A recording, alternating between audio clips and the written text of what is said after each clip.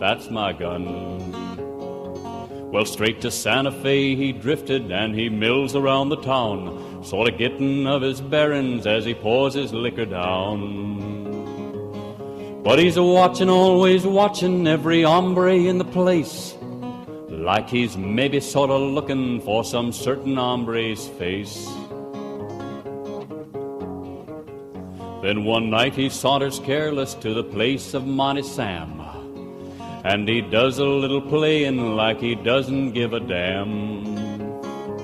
Then all at once 'tis hushed and quiet, like a calm before the blow, and the crowd is tense and nervous, and the playing stopped and slow. At the bar a man is standing, sneering as his glances lay, like a challenge did he fling 'em, daring 'em to make the play. Two-Gun Blake, the Texas killer, hated, feared wherever known, stood and drank his glass of mezcal with assurance all his own. Then the eyes of Blake the killer met the glance of Dobie Bill, and they held each one the other with a steel of looks that kill. Then the tones of Blake came slowly with a sneer in every word, well, you found me.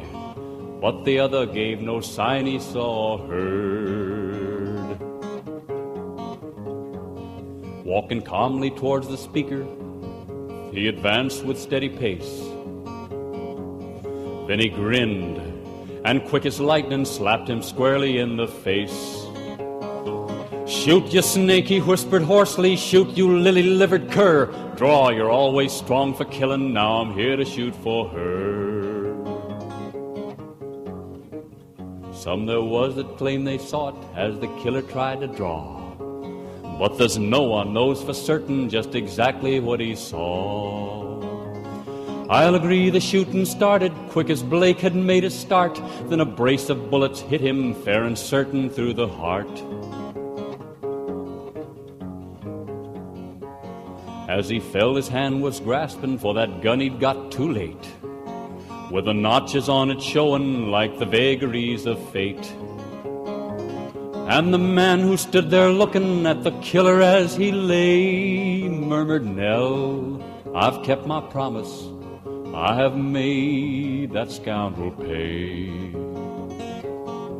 Then Dobie Billy went a-riding from the town of Santa Fe on a quiet Sunday morning, going happy on his way. Riding easy on that pinto that he dearly loved to straddle, with a 6-gun and sombrero that was wider than his saddle. And he's a-humming as he's going of a simple little song that's a-booming through the cactus as he's galloping along. Oh, I'm going down the canyon through the mesquite and the sand. I'm a raring, flaring bucko, not afraid to play my hand. Well, I'm a rootin', shootin' demon, and I have my little fun on my pinto called Apache, and Adolphus, that's my gun. The baritone voice Cisco Houston there with The Killer. You enjoyed that. So if you dig the show, please do share it amongst your friends and give the show a like on the Spreaker page and tell other people about it. If you want to get in touch with me, if you've got any requests for this show or any of the shows that I do, go to Twitter and add me. I'm at DJ Awesome Wells, and tweet me the name of the song and the artist and the show you'd like me to play it on. And if you'd like to have a longer conversation with me, or you'd like to recommend a bunch of bands and stuff that I should play on the show, then feel free to get in touch with me via email. It's pushingunderground@hotmail.co.uk. I write all these in the episode description, so if you didn't catch any of that, then you can just check the description and find the details there. So I'm going to play you some Gnarls Barkley now. Now, normally Gnarls Barkley stuff is quite upbeat and fun, but this particular track was used in the Breaking Bad soundtrack, which I've been rinsing recently because it is a really, really good soundtrack. And I think this song's just got a really nice, creepy vibe. So this is Gnarls Barkley with Who's Gonna Save My Soul? Got some bad news this morning, which in turn made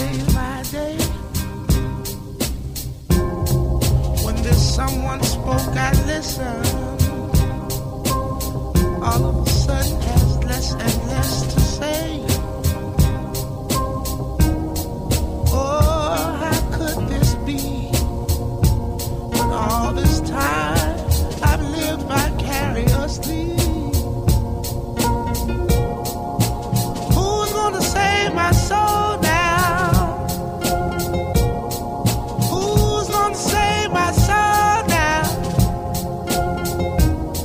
How will my story ever be told now?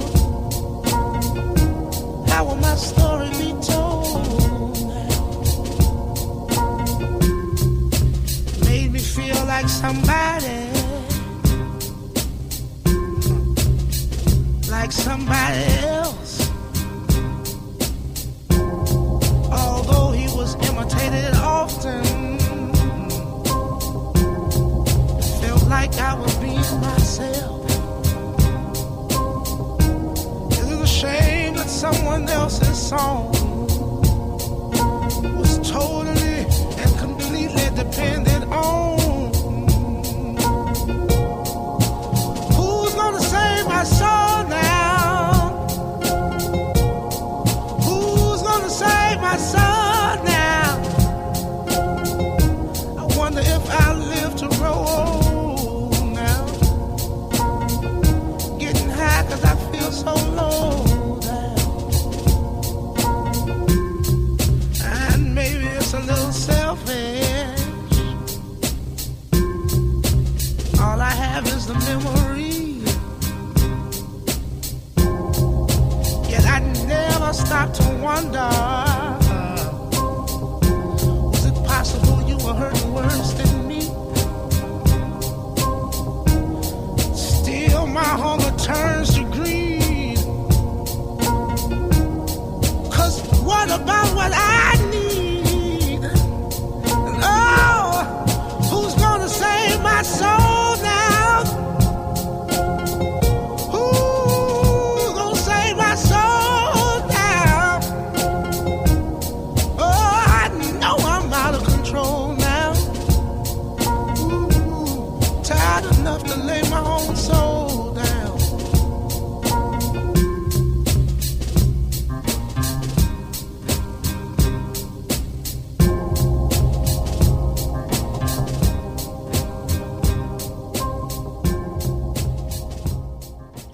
Niles Barkley there with Who's Gonna Save My Soul. It's a great tune, that, isn't it? So that was used at the end of season 1 of Breaking Bad, which is pretty much where I'm at the moment, to start season 2. So if you're not watching it and you're sick of everyone else going on about it, do go and watch it, because it is really good. It's very entertaining. Bryan Cranston, who was the dad in Malcolm in the Middle, is the main is the actor in it, and he's fantastic. He's absolutely mind-blowing. Like, I thought when I first started watching it I wouldn't be able to get over the fact that he's Malcolm's dad, but I forgot it within 2 episodes. It's fantastic. Right, so I'm going to recommend some films for you now. The first thing I'm going to recommend is actually a box set called The Box of the Band, which I got a couple of years ago. It's a fantastic box set. It's got 7 movies on it. And it's just basically an essential video nasty collection back from when a lot of these films were banned, and now obviously they're available. I'll just quickly list the films that are on it.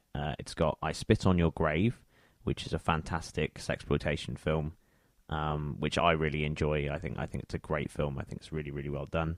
Then Zombie Classic, Zombie Flesh Eaters, which has got some amazing scenes in it. Then Gorilla Killer, which is pretty much does exactly what it says on the tin, but it's actually a really emotional and evocative film. It's got some really odd scenes in it, but if you like watching people get killed with drills, then it's definitely the film to watch. Then, of course, it's got The Evil Dead, the original. Sam Raimi, of course, has gone on for more kind of legitimate Hollywood projects now, a bit like Peter Jackson in that respect. But the original Evil Dead still stands the test of time. I think it's a great film. Then it's got, in my opinion, Wes Craven's best film, The Last House on the Left.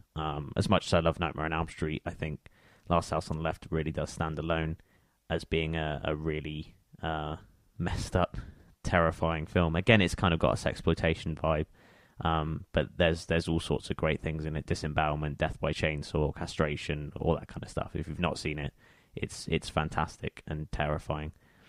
And then there's also Nightmares in a Damaged Brain, which is a really just creepy film. I remember I left some people in my house and said, "Oh, you're more than welcome to watch a film."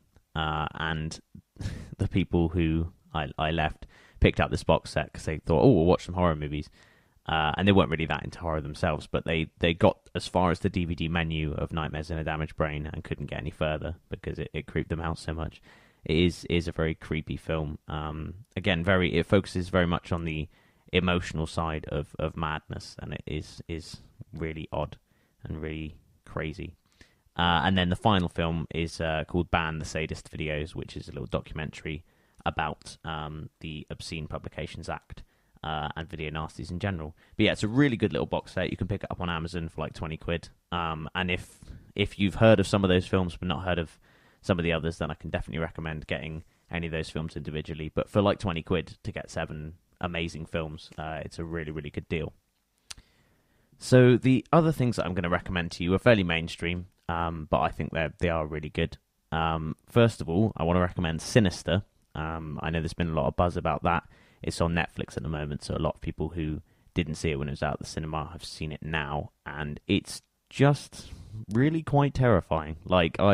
It creeped me out. It definitely, I think, the sign of a good horror film for me. I mean, obviously, as far as I'm concerned, there's 2 kinds of horror films. There's like slashers that are just fun and entertaining, and you want to see the teenagers die, and you're cheering for the bad guy. And then there are the creepy, get under your skin stuff. And Sinister is definitely one of those. I'm going to play some music from Sinister at the end of the show, and it's just very, very unsettling. It's got a great soundtrack the whole way through. But it's just a very, very creepy film. It really does creep up on you. And I can definitely recommend, don't watch it during the day. Don't do things properly. If you're going to watch a horror film, watch it at night. Turn the lights off, turn the sound up, and just get involved. That's definitely the best way to watch a horror film, which I'm sure most of you know if you're horror fans. And then the other film I'm going to recommend to you is The Conjuring, which I went to see in the cinema last week, I think. And I think I may have even mentioned it briefly on the show last week. But it's really good. It's a great film. It's like a decent paranormal film, really. And I can definitely recommend it. But I'm going to play you some music from that film now, from The Conjuring. This is by an artist called Dead Man's Bones. This is called In the Room Where You Sleep.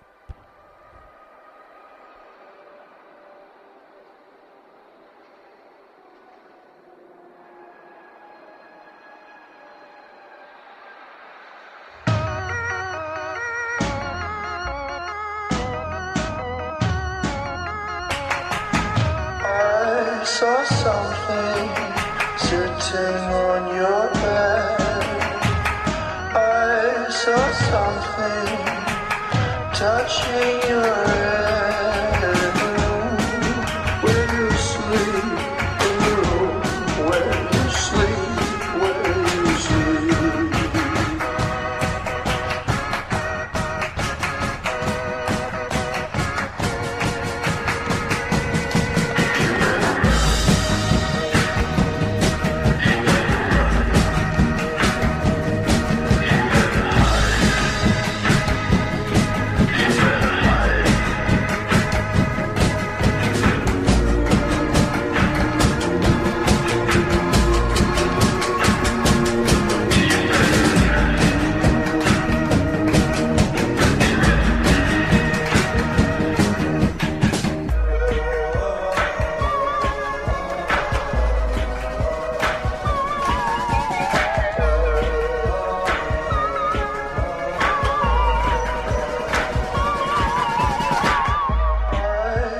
Something sitting on your bed.